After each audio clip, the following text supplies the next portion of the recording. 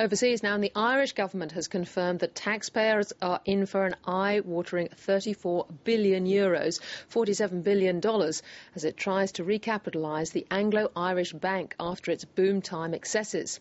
The economy is struggling, with the cutbacks needed to rein in the country's deficit and borrowing costs threatened to overwhelm. With mass demonstrations across Europe yesterday in protests at austerity measures, the sovereign debt issue looks alive and well. Only this afternoon, Spain's credit rating was downgraded. And I'm joined now from London by David Buik from BGC Partners. Well, David, the mother of all bailouts in Ireland, €34 billion. Take us through it. Ticky, good evening. It's like cardiac arrest material, isn't it? Just appalling. We didn't actually come as any great surprise to it that it was going to be a total in the end of about €35 billion. The €6 billion obviously initially goes in immediately, taking it to 28, and further requirements for $5.5 billion later if the assets of Anglo-Irish banks deteriorate more than they have. As your viewers will know, Ireland's economy, or banking, has been entirely based upon lending money to property.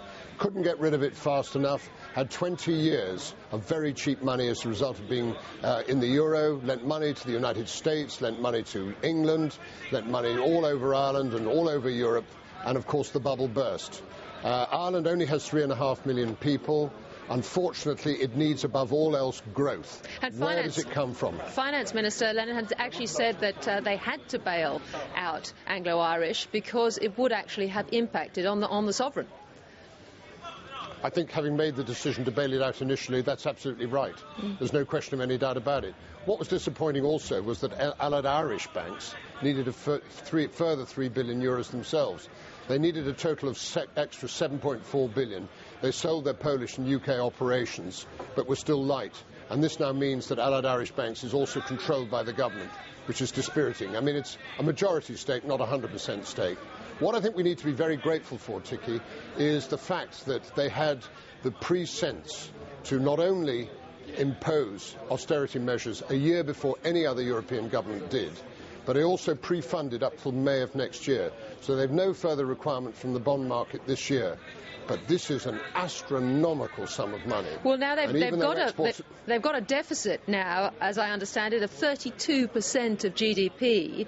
But the Irish government says it's committed still to getting the deficit down to 3% by 2014. I mean, they must be drunk, mustn't they? Well, I'm committed to living to 100, but I doubt it's going to happen. You know, I can't see it happening.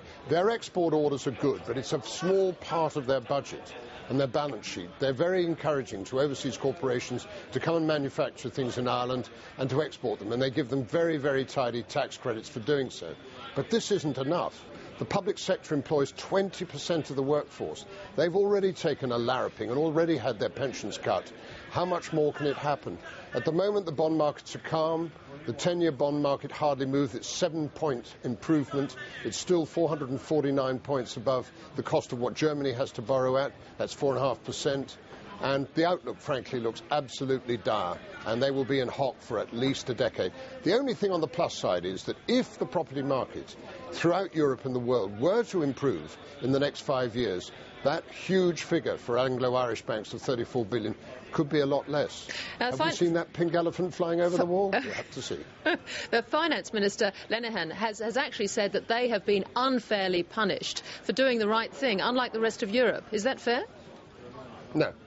I think he has to say that because he's got to give the right message to the rest of the world.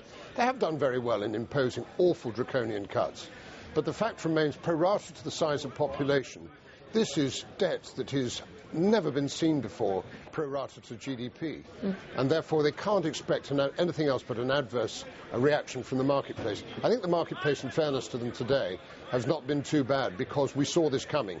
And the Irish bond market has been deteriorating for the last 2 months. And what about Spain, David? They've been downgraded this afternoon. What will this mean?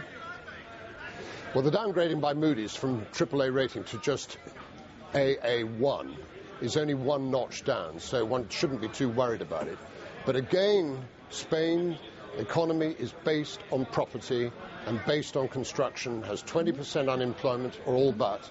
So it's hard to see how Prime Minister Zapatero and his government is going to impose the kind of cuts that will be digested and accepted and also provide a springboard for growth.